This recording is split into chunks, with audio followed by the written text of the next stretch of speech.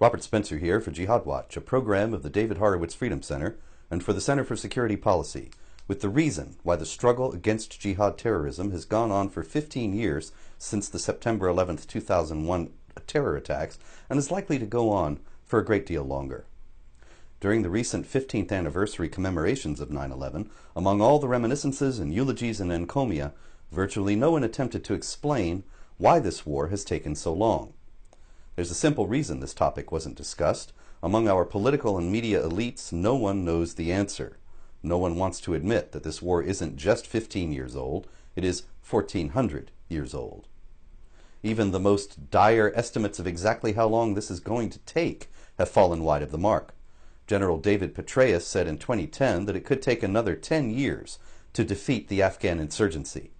Now, do you really think the Taliban is likely to be disbanded and Afghanistan likely to be a stable, functioning republic by the year 2020? In 2007, Britain's security chief, Admiral Lord Alan West, said that it could take 30 years to defeat terrorism in the United Kingdom. Do you really think that by 2037, Britain will be peaceful and free of jihad terrorists? The very idea is preposterous. And it is preposterous for the same reason that 15 years after 9/11, no one knows why this strange war has lasted so long. Well, West said more in that 2007 interview. He stated, "I now realize that we are talking about a generation, and by that I would say 30 years. That doesn't mean necessarily that we're going to stay at a severe level of threat for all those years, but to be able to say one has absolutely changed the mindset and thought of people is going to take a generation." Now, Lord Alan West nailed the answer there, but nobody seemed to notice, because nothing whatsoever is being done in Britain or anywhere else to, as West said, change the mindset and thought of people. And that is why, 15 years after 9/11, the West is weaker and more vulnerable than ever. The entirety of the Western intelligentsia, the totality of our political and media elites, steadfastly refuse to acknowledge exactly what the mindset and thought of terrorists really is and where it comes from. Because of that refusal, policies that don't deal with the actual problem keep being applied and reapplied at the cost of thousands of American lives, billions of American dollars, and we have nothing to show for this expenditure besides a sharp and continuing loss of American power and prestige. The jihadis who struck the U.S. on September 11, 2001 have made such immense advances since then, not because they're strong or clever or capable, but because we are weak, short-sighted, and irresolute. Resolute not fighting them, but in maintaining our denial about who they are and what they want.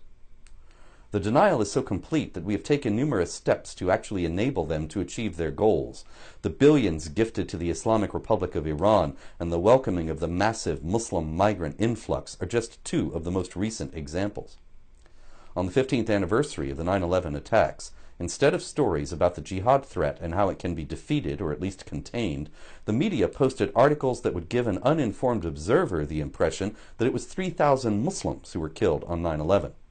The media preoccupation on the 9/11 anniversary was almost entirely with Muslims as victims. AOL had a headline, "Muslim Americans Still Struggle with Hate Crimes 15 Years After 9/11. The Huffington Post lamented, "For many Muslims, especially those born after September 11th, Islamophobia seems to be a fact of life." And the Washington Post ran a piece by Representative Keith Ellison, a Muslim congressman from Minnesota, saying, "I'm the first Muslim in Congress. I believe America can beat Islamophobia. 15 years after 9/11, American Muslims have seen both progress and peril."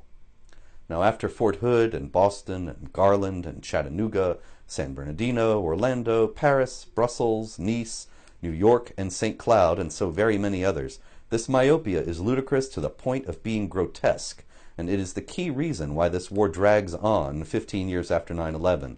Millions unthinkingly accept the dogma that to speak honestly and accurately about the jihadis' motives and goals is to descend into racism and bigotry and to endanger innocent Muslims. 15 years after jihadis murdered nearly 3,000 Americans, it is still almost unheard of for there to be an honest discussion of jihadi motives and goals in the mainstream. The Free West is dug in, wholeheartedly committed to denial, willful ignorance, and policies that are self-defeating to the point of suicidal. In light of that, the wonder is not that this war has lasted so long, but that we have held out so long. unless the political landscape changes considerably and this denial is decisively rejected and discarded, much darker days are coming. I'm Robert Spencer.